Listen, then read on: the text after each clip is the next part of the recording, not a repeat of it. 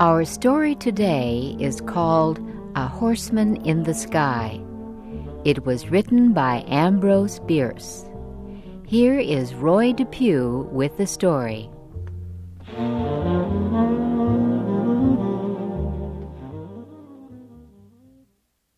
Carter Druse was born in Virginia.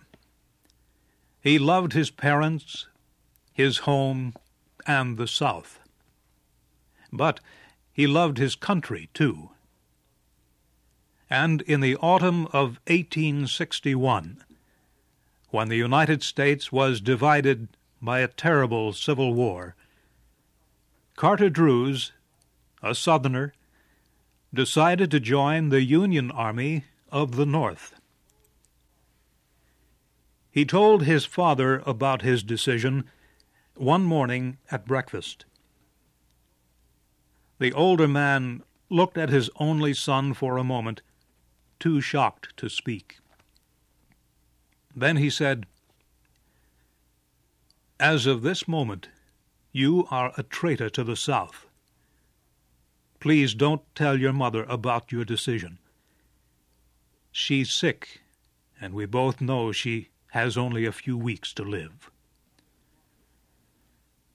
Carter's father paused, again looking deep into his son's eyes. "Carter," he said, "no matter what happens, be sure you always do what you think is your duty." Both Carter Druse and his father left the table that morning with broken hearts. And Carter soon left his home and everyone he loved to wear the blue uniform of the Union soldier. One sunny afternoon, a few weeks later, Carter Druse lay with his face in the dirt by the side of a road. He was on his stomach, his arms still holding his gun. Carter would not receive a medal for his actions. In fact, if his commanding officer were to see him, he would order Carter shot immediately. For Carter was not dead or wounded. He was sleeping while on duty. Fortunately, no one could see him. He was hidden by some bushes growing by the side of the road. The road Carter Druse had been sent to guard was only a few miles from his father's house. It began in a forest down in the valley and climbed up the side of a huge rock. Anyone standing on the top of this high rock would be able to see down into the valley. And that person would feel very dizzy looking down. If he dropped a stone from the edge of this cliff, it would fall for 600 meters before disappearing into the forest in the valley below. Giant cliffs, like the one Carter lay on, surrounded the valley.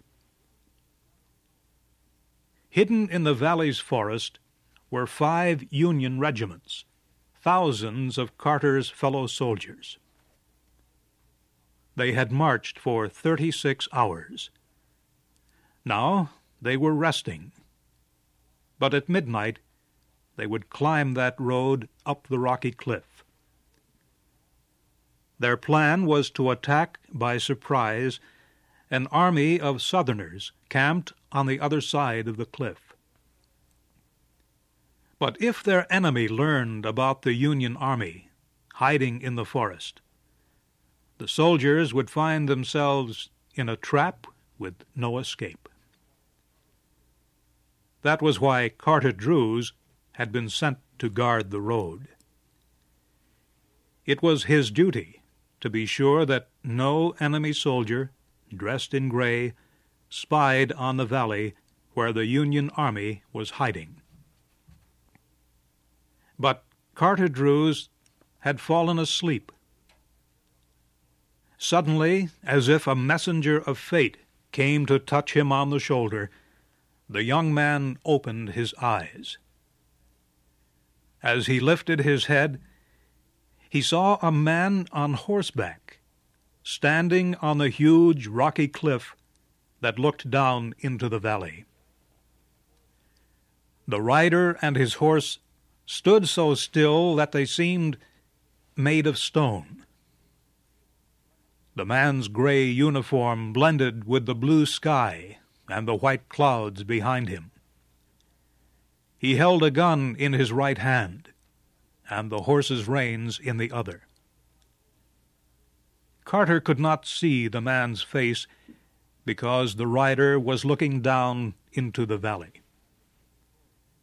But the man and his horse seemed to be of heroic, almost gigantic size, standing there motionless against the sky. Carter discovered he was very much afraid, even though he knew the enemy soldier could not see him hiding in the bushes. Suddenly the horse moved, pulling back its head from the edge of the cliff. Carter was completely awake now. He raised his gun, pushing its barrel through the bushes, and he aimed for the horseman's heart. A small squeeze of the trigger, and Carter Drews would have done his duty. At that instant, the horseman turned his head and looked in Carter's direction. He seemed to look at Carter's face, into his eyes, and deep into his brave, generous heart. Carter's face became very white. His entire body began shaking. His mind began to race, and in his fantasy, the horse and rider became black figures, rising and falling in slow circles against a fiery red sky. Carter did not pull the trigger. Instead, he let go of his gun and slowly dropped his face until it rested again in the dirt. Brave and strong as he was, Carter almost fainted from the shock of what he had seen. Is it so terrible to kill an enemy who might kill you and your friends? Carter knew that this man must be shot from ambush without warning. This man must die without a moment to prepare his soul, without even the chance to say a silent prayer. Slowly, a hope began to form in Carter Drews's mind. Perhaps the Southern soldier had not seen the Northern troops. Perhaps he was only admiring the view. Perhaps he would now turn and ride carelessly away. Then Carter looked down into the valley so far below. He saw a line of men in blue uniforms and their horses slowly leaving the protection of the forest. A foolish Union officer had permitted his soldiers to bring their horses to drink at a small stream near the forest, and there they were in plain sight. Carter Drews looked back to the man and horse standing there against the sky. Again he took aim, but this time he pointed his gun at the horse. Words rang in his head, the last words his father ever spoke to him. No matter what happens, be sure you always do what you think is your duty. Carter Drews was calm as he pulled the trigger of his gun.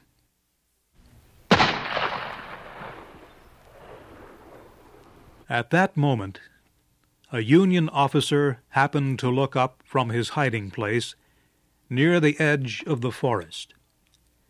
His eyes climbed to the top of the cliff that looked over the valley. Just looking at the top of the gigantic rock so far above him made the soldier feel dizzy.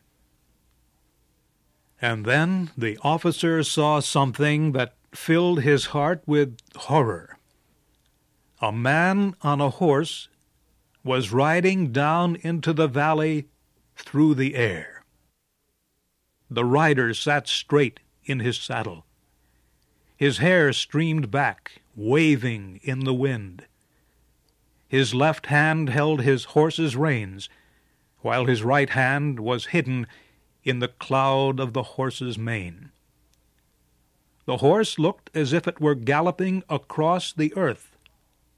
Its body was proud and noble. As the frightened Union officer watched this horseman in the sky, he almost believed he was witnessing a messenger from heaven, a messenger who had come to announce the end of the world. The officer's legs grew weak, and he fell. At almost the same instant, he heard a crashing sound in the trees. The sound died without an echo, and all was silent. The officer got to his feet, still shaking. He went back to his camp, but he didn't tell anyone what he had seen. He knew no one would ever believe him. Soon after firing his gun, Carter Druse was joined by a Union sergeant.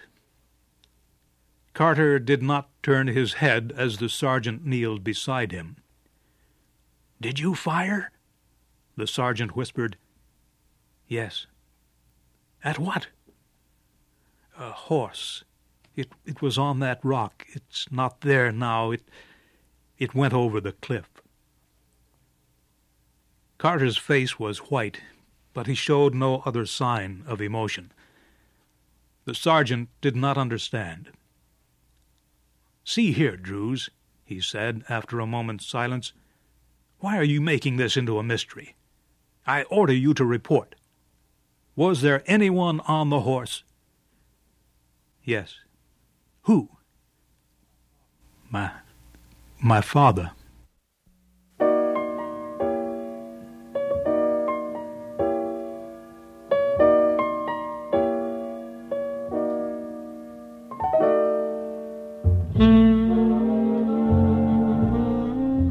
You have heard the story called A Horseman in the Sky. It was written by Ambrose Bierce and adapted for special English by Donna DeSanctis. Your storyteller was Roy Depew.